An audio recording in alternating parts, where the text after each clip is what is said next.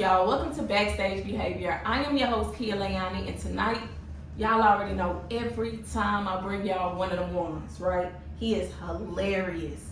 He goes by the name of Keenan Baker. How you doing, baby? I'm doing good, man. I'm feeling bald, bearded, and fine. I know that's right. You know what I'm saying? Bald, bearded, and fine. You know what I'm saying? I love that. I love that. Welcome to the city. Oh man, it's I've been here before, so this is like my third time here. I like Fort Worth. Fort Worth is dope. Okay. Yeah, man. But you all the way from, my family's from California. You all the way from California. Yeah, I'm from, A military brat. Yeah.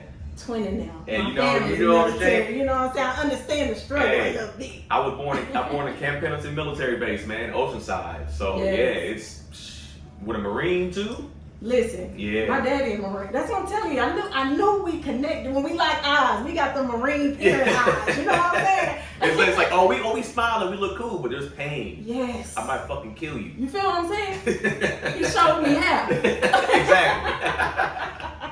How did that shape your personality and your sense of humor? Man, it's from a personality standpoint, it was weird because I feel like I had the visual of a kid that grew up this very super nice because in the military, right? And I had soft light eyes, so niggas look at you like, oh man, whatever. So I had to develop thick skin, and I couldn't. My dad didn't play no punk shit, so it was on some like if somebody testing you. You gotta beat their ass. Right. And I talk about it on stage, but it was just like, even if you lose a fight, and you can't come back home, but you better stay outside till you win, you better figure it out. So, a lot of that kind of shaped my personality, and I know that sometimes I might come across like I'm looking angry, but I'd be kind of happy inside, because, I gotta get the balance. I've done my therapy, you know what I'm saying? Most definitely. Yeah. And when you grow up as a military brat too, like there's beatings, there's probably some whoopings in there, but at a certain point in time, my dad was just like, bro, like, all right, you think I'm playing with you? We gonna go on this little run real quick. We're gonna do some PT. And you like, I don't know what that is. And then next thing you know, you want a fucking 5-mile run and you 7 years old. No, most definitely. Yeah, my lungs got the capacity for that. You know what I'm saying? So a lot of that kind of shaped me. I feel like that shaped my personality, even my sense of humor. I got to be a class clown a little bit, but like when I got home, I had to. Sometimes you had to tighten it up, but I was always silly and fun, man. My dad, I hate to say that about me. My brother's, he's a little older. He was more the straight and narrow. He got 4 or 5 college degrees. He did everything my dad wanted us to do, and I'm just like, sorry, nigga. You know what I'm saying? I'm here though. Yeah, I'm doing all right, man. So when did you know that comedy was more of your career and not just a hobby? Oh man, I think when I first started out, I always wanted it to be my career, and I worked at Home Depot first. And I was working at Home Depot, and I fucking hated it, man. What age did you start working at Home Depot? Right before, a little before I started stand up. Gotcha. So I started in 09, so like maybe 08-ish. That's what pushed you there, because man, I gotta get out of here. Man, every day I come into work, and it's just like, man, I wanted to fuck somebody up every day at work, because it's like, I'm working either with the trucks in the back and receiving, or I'm working in building and lumber, and these guys treat you like a day laborer. They were like, hey man, go get that shit, hurry up. So I was like, I gotta get out of here. So luckily I had I had some gigs lined up. I was doing some gigs here and there. I was doing some college gigs, and I was like, all right, I can make a little bit of money off that. You get 18 here, I did some shifts here and there, and then a buddy of mine, one of my good friends, my brother Tony Baker, started taking me on the road. And just getting a piece of that road life, featuring, you just like, okay, I can do this. Most definitely. That's dope to have somebody like Tony Baker. Yeah. Yeah, that's my guy. And even though we started a year apart, he started like a year before I did, right? But it's like, I learned so much from him and just the growth, because nobody was grinding as hard as he was in LA. Like there was like, he got a lot of stuff quickly because he was everywhere. Yeah. And he was funny fast. So watching even that grind, you just like, okay, there's opportunities here. So I saw that we saying Home Depot to first show. You made it all the way to Chocolate Sundaes. Yeah. That is one of the biggest black comedy platforms in the country. It's funny. You know what it is? Especially when you're from LA, like a lot of stuff don't seem big to us. Right. We take a lot of stuff for granted, whereas a lot of people, when they come out to LA, they say, Chocolate Sundaes. because when I first was hearing about it, and I was like, okay, cool. And then I got my date when I first was getting into comedy. It was like, oh, your date gonna be like 7 years from now. And you're like, what? Yeah, that's how they was doing it. Yeah. But you also realize they're still doing it like that. Yeah, but the good thing about it is if you show up to Chocolate Sundaes consistently, a lot of times they'll be like, hey, one of the guys dropped up tonight. Get up, go. And you gotta be ready. Because if you're not ready and all that shit you was talking about, I got a 7-year date. Yeah. If you don't show your ass, they're gonna be like, well, 7 years back, brother. You got to wait again. And now you really gotta wait. Yeah. So Chocolate Sundaes, that energy, that crowd is just. I love Chocolate Sundaes. It's amazing. Leiani's super dope, and I mean the comics over there, they support a lot too. It's for sure one of the best nights in LA. And I don't like how sometimes some of these clubs don't give those nights their just due. Like they kind of separate Chocolate Sundae as its own entity. They don't. And sometimes it doesn't get respected as the Laugh Factory. Right. Yeah. Right. It's like, oh, it's its own thing. And it's like, nah, it helped build the Laugh Factory for most sure. Most definitely. So with you, I know you're saying you being from LA is kind of like is that how you felt when you got when you actually got that chance to step on that stage? Well, yeah, luckily my date ended up getting pushed up because I would show up and people were kind of starting to vouch for me around the city. So when I felt the pressure because it's like when you get a vouch for somebody and they be like, hey, my guy, he got it. Funny. Yeah, you be like, oh, nigga, you gotta bring it. Right. And so I did, and I was proud of myself. I was proud that I made the people that vouched for me. They was just like, all right. And she was like, hey, you did your thing, you good. We're gonna put you in for a graduation spot. I did my grad spot.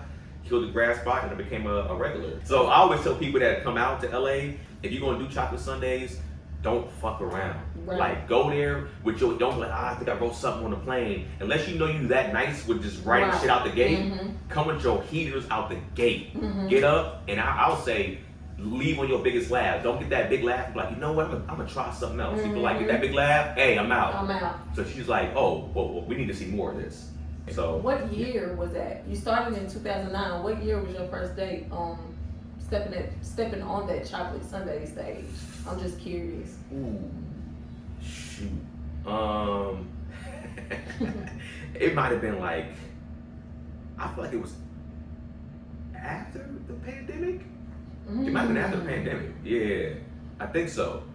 And I just wanted you to say that. Yeah. So that people, they don't think that coming into comedy is like boom, boom, boom, boom, boom. I started in 2009, or now I'm starting in 2025, and I'm supposed to be on Chocolate Sundaes 2026. No, this takes time. There's levels to this. Now, if that happens for you, congratulations. Yeah. But it's really a grind in this comedy stuff. This is not overnight. For sure. You know what I mean? And I there was parts of me, being like, man, I'm not going to keep waiting this long. I'm not going to keep going up here and playing the game. Because sometimes you get a little frustrated trying to play the game. Whether it's at the Comedy Store, trying to get your name on the wall, or it's at the Improv. You're playing this game and showing up. And you just like, all right, man, like, yeah, you see me here grinding. Come on, like, give me a shot. And after a while, you feel like, you know what? I'm just going to do my thing. And when the name gets big enough, you're just gonna you're gonna have to put me on because I have the representation for you to put me on.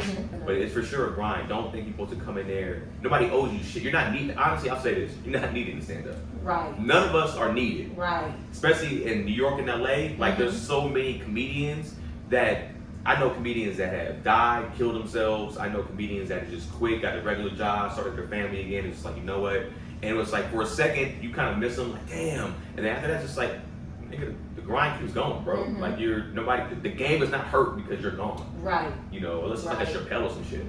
Deeping you a little bit. Pause. What is something that people will be surprised to know about you outside of comedy? Outside of comedy?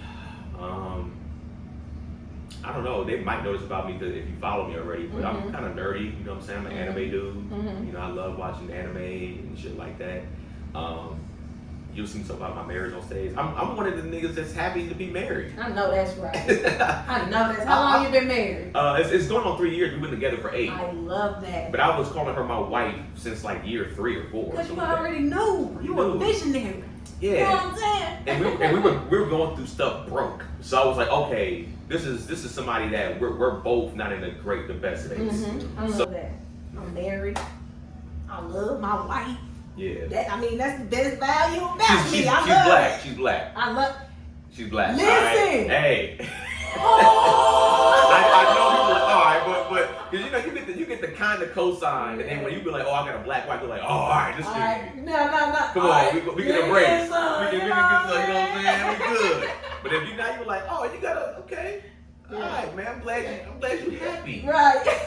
But why is you happy? So if you could go back and talk to day one Keenan, what would you tell him before hitting the stage for the first time? Stage is king, man. Like, there's no other experience, there's no comedy class, there's no words of advice that's going to get you to where you want to go except the stage. You know what I'm saying? I was young in the game, so I was seeking out advice. I wanted to talk to people. I was like, I had a mentor. I love talking to my mentor, but it was just like, even he told me, just like, bro, you got to stay on stage. That's where you find your confidence. That's where you find your cadence. That's where you find your funny. That's where you find everything. You got to put your hours in.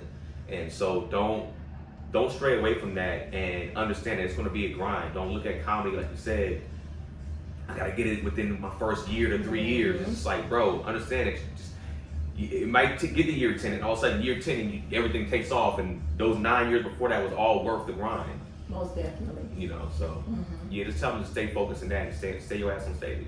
Finish the sentence for me. If I'm not doing comedy, I'm probably doing marketing. Yeah, that was my major in college. Really? Yeah, I love marketing. Until I found out from one of my professors, she was telling me that marketing is the devil. And I was just like, and then when she broke it down, I was like, oh shit, it's evil. Marketing is very evil. But it was something that I thought from a creative standpoint, it'll at least let me put my juices out there and like come up with different campaigns and stuff like that for different companies. But it's, you know, it's pretty fucking evil when you think about it. It's playing on insecurities. It's telling you that you don't need when you really need it. You know what I'm saying? And it goes deeper than that. But yeah, because I mean, that's what I changed my major like 7 times. I was occupational therapy. I was physical therapy. I was business management. I went back to physical therapy. I couldn't pass the science classes. I was like, nigga, physics? I'm out, nigga. Yeah. And chemistry? I can't do this shit. So I was like, what's simple? And then I got into that. And then I went to college for marketing, and I just walked across the stage. But I know that's right. Oh, I walked. I didn't get my degree. My degree is still at Cal State Dominguez. It's still over there. It's caught in the pipeline for 2011. You know what I'm saying? And yeah, man, it's probably gonna stay there. Oh, I got a few classes left. My wife was like, why don't you just finish them? You might as well just finish it. My brain is so far from school. I know that's right. I can't even think to study right now. Can't fucking do it. Nope. And zombie apocalypse. What are you taking with you? And what's your role? What's my role? Yes. Ooh. What am I taking with me, man? Does this include people or just things? It could be people and things. Yes, I like that. Okay, I'm taking my wife if she listens. He trying to win y'all over. That's what he trying to do. I said if she listens. Okay. Because I'm like, I want to go this way. I'm like, all right, nigga, you can go that way, and I'll see you in heaven, because you're gonna die first. I'm definitely taking all my guns. I know California is super liberal in that sense, but like, which is why I actually like love Texas. But I got a couple of them bags at the crib. I know that's right. So I'm pieced up. Yeah, I'm pieced up. So I say, yeah, the weaponry, couple knives, just survival pack stuff. Like, you know, really, I'm not at that particular point in time. I'm not thinking about anything but surviving and having the people that's close to me survive. So my dad used to always give me like those little military, food, I forgot what they're called, but like the little military food packs that you can take, and you just put some water in there, and the water can heat up, and it boils your food right then and there. So a couple of that, like just survival stuff. I don't even know why I asked that. We're military brats, duh. Yeah. Because everything else, I can't take them. I don't want to be the funny nigga. Like, right. what is that? I'm gonna be funny naturally. But yeah. Come on, man, we gotta survive. If you following me, we live. Yeah. So if I'll be making people laugh when we going through shit. Hey, man, motherfucker, and we laughing, but at the end of the day, man, shit ain't gonna be all funny either. I know that's right. You know, that's man. funny. Yeah, but you know, zombie apocalypse is coming. It's something I feel like. Hey, I ain't gonna touch that topic. It was a blessing to have you here, sir. Appreciate it. Great to meet you. Yeah. Keenan Baker, y'all, on BaKstage Behavior. Hopefully we get to see you again the next time you come to the city, and we get to talk again and see what you got going on. if you want to let the people know if you have some more future dates, if you got anything coming out or anything like that, and your social media handles as well. Yeah, Keenan Baker on everything, Keenan Baker on like all platforms. Just search that up, you'll see me. If you're ever in the LA area, I run a super dope storytelling show. It's called Bonfire Stories, and man, comedians come there, they tell stories, the darkest, craziest stories, and then after that, the audience is asking questions. So you can be like, hey man, so why did you and your daddy get into a fight? And so it's an interactive after your story. And so we've sold out for the past 2 years. We sold out every show but 2. And where is it at? It's in downtown. It's in downtown LA. Usually once a month. They can switch, but usually Saturday once a month. In downtown LA around like 8 p.m. So if you follow my social media handles, you'll see it. If you follow Bonfire Comedy Show, you'll see it on there too. We put the dates up there. It's a super dope time. I'm a storyteller. Y'all gonna see some of the stuff tonight, so it's gonna be a good time. That's dope. I'm definitely, when I'm in LA, I'm gonna check that out. Yeah, hit me if you can hit me as early as possible. And if you're there on the date that I'm having it, I'll make sure I get you up. So just make sure you hit me. And if the dates align to what we're doing, I got you for sure. I love that. Yeah. Thank you, brother. Of course. Y'all just witnessed Keenan Baker on BaKstage Behavior. I'm your host, Leiani. We out.